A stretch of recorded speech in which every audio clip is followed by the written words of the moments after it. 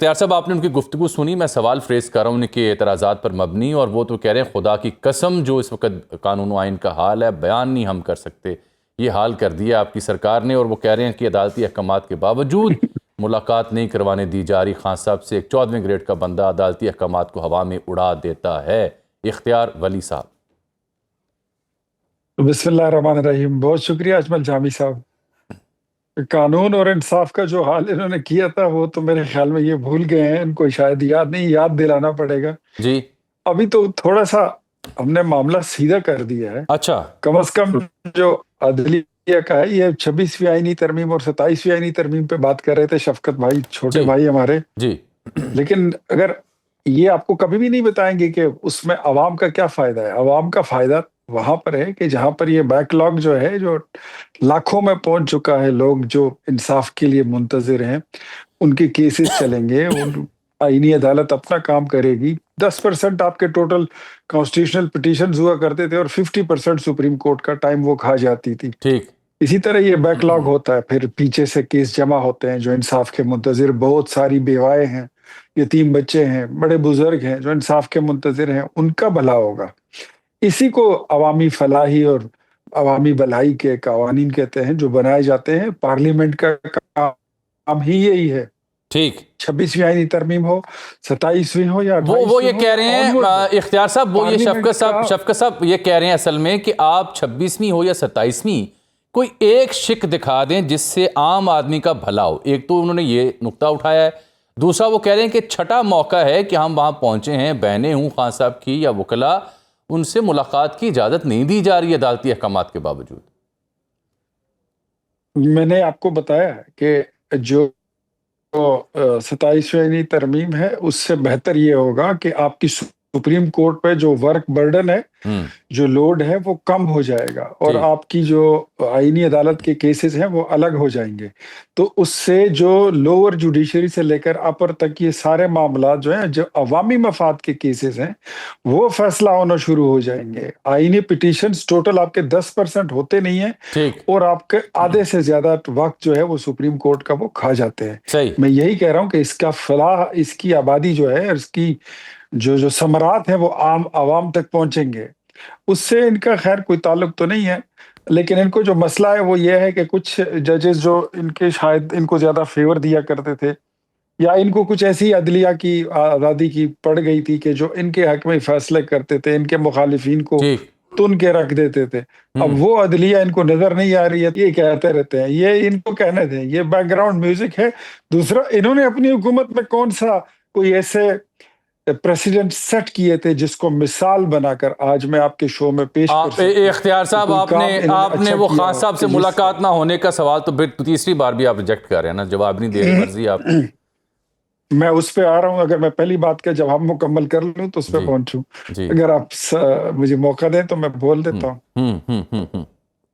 Please sir, ان کی ملاقات جو ہے اس کا عوام سے کوئی تعلق نہیں ہے۔ وہ کوئی عوامی فلاح کا کام تھوڑی ہے کہ عوام کو اس سے کوئی پرابلم ہوگی کہ یار اس کی ملاقات نہیں ہوئی ہے تو یہ چیز مہنگی ہو گئی ہے، وہ خراب ہو گئی ہے، اچھا ہو گیا یا بہتر ہو گیا۔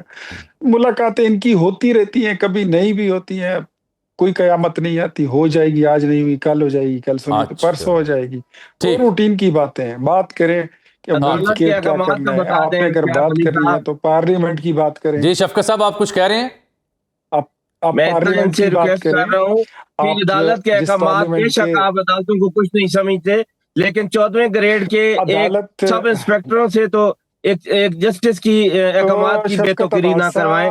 خود تو آپ کے لیے عدالتیں کوئی معنی نہیں رکھتی۔ شفقت صاحب، آپ اپنی باری پہ بول چکے ہیں، دوبارہ بول لیجئے۔ میرے بارے میں کیوں آپ مجھے اپنا ٹائم لینے دیں، مجھے اپنی بات کر لینے دیں۔ 14 گریڈ ہو یا 16 گریڈ ہو، آج آپ کو ایک 14 گریڈ کے افسر سے اتنی پرابلم ہو رہی ہے، تھوڑا برداشت کریں، حوصلہ کریں۔ آپ نے تو لوگوں پر 16 کلو ہیروئن کے پرچے کرا دیے تھے۔ وہ ثاقب نثار جو کہتا ہے نواز شریف کو ڈسکوالیفائی کر دو۔ اختیار صاحب، آپ کا تو گلا ہی خراب ہو گیا شفقت صاحب کے دلائل سن کے۔ یہ فرمائیں کہ جی یہ ایس ایچ او والی بات وہ ابھی تک اس پہ قائم ہے۔ دوسرا وہ کہہ رہے ہیں کہ اب جج جب بات آپ کی نہیں مانے گا تو آپ اس کا ٹرانسفر کر دیں گے، یہ انہیں خدشہ ہے اس سے۔ ہم ایسا گلا رکھتے ہی نہیں ہے جو شفقت صاحب کی باتیں سن کے خراب ہو جائے۔ یہ آپ کو کس نے کہا؟ ہم نے تو صرف تازہ کیا اپنے گلے کو. سبحان اللہ. دوسری بات یہ ہے کہ جو یعنی آپ کے سر پکے ہیں اختیار صاحب کی بات کرتے اس کا مطلب ہے آپ کے سر پکے ہیں. الحمدللہ. یہ تو آپ کو اگر کسی کو پتا ہے نہیں پتا، جانے نہ جانے شفقت نہ جانے جامی سارا جانے ہیں. واہ سبحان اللہ. آپ کو تو پتہ ہی ہے. کیا بات ہے سر، کیا بات. دوسری بات میں آپ کو یہ بتاؤں کہ جہاں تک ججوں کی بات ہے تو جوڈیشل کمیشن وہاں پر موجود ہے، اور جوڈیشل کمیشن کا کیا رول ہے میرے خیال میں ایک وکیل کو مجھے سمجھانے کی ضرورت نہیں ہے. یہ آپ تو چھوڑ دیں کہ یہ میرا جج، یہ تیرا جج، وہ بات ختم ہو گئی ہے. اب عدلیہ ہوگی، اب وہ انصاف فراہم کرے گی. وہ وقت چلا گیا جب ججز، سیاسی ججز بیٹھ کر اپنی آبزرویشنز کی بریکنگ نیوز چلایا کرتے تھے. وہ زمانہ چلا گیا جب ثاقب نثار کہتا ہوتا تھا کہ نواز شریف جو ہے تو وہ اس کے پاس پارٹی کا عہدہ کیا کر رہا ہے، اس سے پارٹی کا عہدہ بھی لے لیں، یہ کوئی ٹکٹ جاری نہیں کر سکتا. اور پھر اس کے بعد بھی جب کلیجوں میں ٹھنڈک نہیں پڑتی تھی تو پھر کہتے تھے کہ یہ ڈسکوالیفیکیشن کتنے عرصے کے لیے، کہتے disqualification is for life time. وہ آپ کو جو عادت پڑ گئی تھی نا، وہ عدلیہ اب آپ کو نہیں ملے گی. اب عدالت سے سیاست نہیں، صرف انصاف ہوگا. عدالت انصاف کرے گی، عدالت اپنا کام کرے گی. اور پارلیمنٹ کا کام جو ہے، جو کور رسپانسبلٹی ہے پارلیمنٹ آف پاکستان کی، وہ قانون سازی کرنا ہے، چاہے اس میں ترمیم کرنا ہو. آپ تو کہہ رہے ہیں نا کہ ہماری حکومت آئے گی، آپ کی حکومت آ جائے، اگر آپ کو یہ پسند نہ ہو تو آپ ریورس میں کرتا ہوں. اختیار صاحب، یہ اگر کوئی وکلا تحریک برپا ہوتی ہے تو حکومت تیار ہے اس کو ڈیل کرنے کے لیے؟ ماضی میں تو جب لائر موومنٹ چوائس صاحب کے لیے آئی تھی تو پھر تو رستے میں گجرانوالہ پہنچنے سے پہلے کال آ گئی تھی. دیکھیں، قرآن اور سنت کی یہ باتیں کرتے ہیں. آئی وش یہ 4.25 سال حکومت کر کے گئے ہیں پاکستان پر، تو یہ اس وقت کوئی قرآن اور سنت والا کام تو کر دیتے نا. صرف یہ نعبدو یا نستعین سے تو بات نہیں بنے گی، ولدوالین تک جانا ہوگا. صرف امر بالمعروف کی بات تو نہیں، نہی عن المنکر بھی کہنا ہوگا. آدھی آیتیں پڑھ کے جو ہے اسلامی قانون اور نظام نافذ نہیں ہوتا. اور ضرور میں تو یہ سوچ رہا تھا کہ اگر انہوں نے نہیں پڑھا تو قرآن و سنت کے اگر آپ اتنے حامی ہیں تو جیفری ایپسٹن کی جو وہ ہے وہ ای میلز ہیں، اس کو ضرور مطالعہ کریں کہ وہ کیا کہہ رہا ہے. پھر قرآن و شریعت کی بات کرتے ہیں. جہاں تک بات ہے پاکستان کی، نہیں وہ تو دیکھیں اختیار صاحب، اگر ایپسٹین فائل کو آپ چھیڑیں گے تو جو بھی ڈیٹیلز ہیں وہ اپنی جگہ، لیکن وہ خلاصتاً تو یہی کہہ رہی ہیں نا کہ خطرہ تھے خان صاحب، امریکہ نہیں چاہتا تھا ان کو. یہ تو پھر ان کا موقف، ان کے موقف کی تائید ہو رہی ہے. ہاں میں بتاتا ہوں آپ کو. عمران خان خطرہ تھا کس کے؟